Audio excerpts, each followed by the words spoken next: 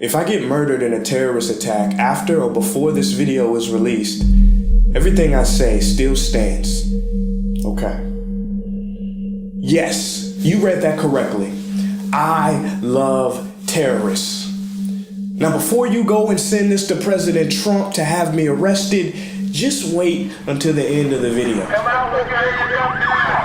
I said wait until the end of the damn video. How do we love the evil? How do we love those who do not deserve it? How do we love those who commit vicious acts against innocent women and children? Well, what is love? Please allow a man much wiser than me to explain. A man who Martin Luther King nominated for a Nobel Peace Prize. Zen monk Thich Nhat Hanh says understanding is love's other name. For some people, love may be too strong a word. I get it, so let's use the word understand. If we want to end terrorism, then we have to get serious about understanding it. Noam Chomsky. Now, I know what you're thinking. Who the hell are you to tell me about terrorists? I know a thing or two about terrorists. Kill them all and their families. No, but you're right. You're right. Who am I to tell you anything about terrorists? I hold no government position. I don't know the ins and outs of terrorist organizations. I don't even watch the news. So please feel free to continue listening to those civilized gentlemen on television screaming at each other. You're lucky that you're my friend. I'd knock you out right now. Well, that's absolute BS. We can take this up later. See, what makes me different is that I know one terrorist personally. And I'll probably get into a lot of trouble for saying this, but yes, we grew up together. In fact, we all know him. And that is the terrorist that exists inside of each and every one of us. The one who latches onto a belief and destroys everything in its path in allegiance to that belief. Every terrorist attack starts in here as a seed and grows into an ugly tree. You know those trees that are all twisted and distorted? You know why they look like that? It's because they started growing under stress, and they're trying to make their way through the stress up to the light. People are just like that. When we see someone with a twisted, distorted perception doing ugly, harmful things, that is because they too have been planted in a twisted, stressful environment, and they are trying to find their way up to the light. But unfortunately, they end up creating more darkness. Put your emotions and hard-heartedness aside for 1 second, and you will see that everyone is doing the best they can with what they have been given. And if you had their exact history, conditions, if their suffering was your suffering, if their level of consciousness was your level of consciousness, then you would think, act, and behave exactly as they do.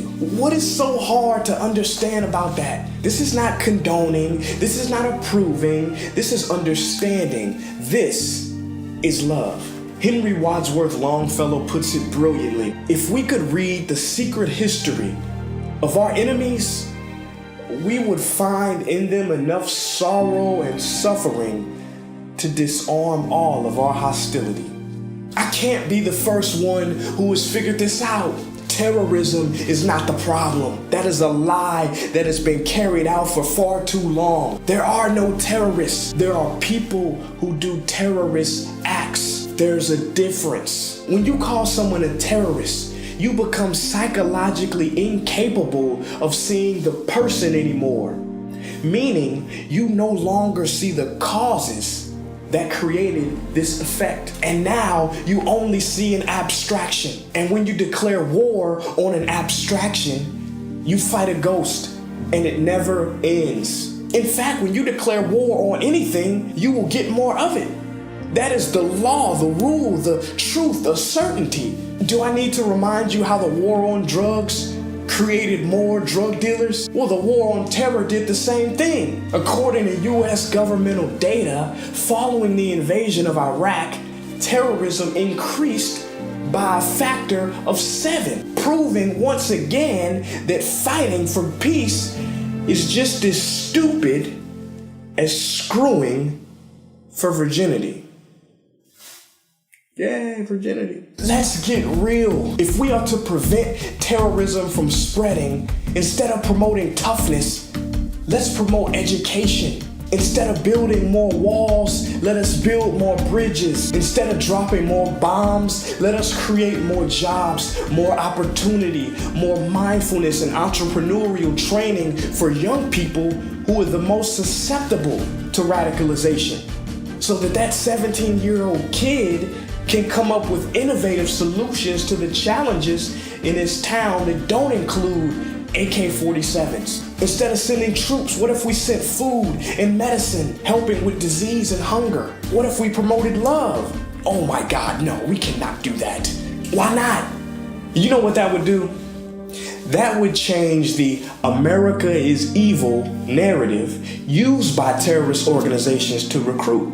Thereby, their recruiting base, which relied on hatred and desperation, will dry up faster than we could ever kill it with more bombs.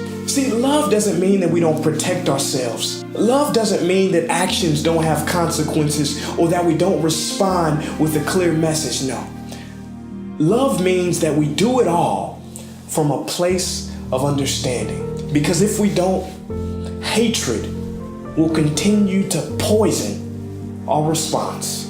And hatred, my friends, never ceases with more hatred, but by love alone is healed.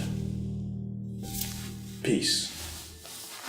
What's up, guys? Thank you so much for watching my video about terrorism. Now, if you want more information on the solution to terrorism, then check out the links in the description box below. Don't forget to subscribe to this channel and thumbs up the video if you liked it, or thumbs down if you absolutely hated it. Peace.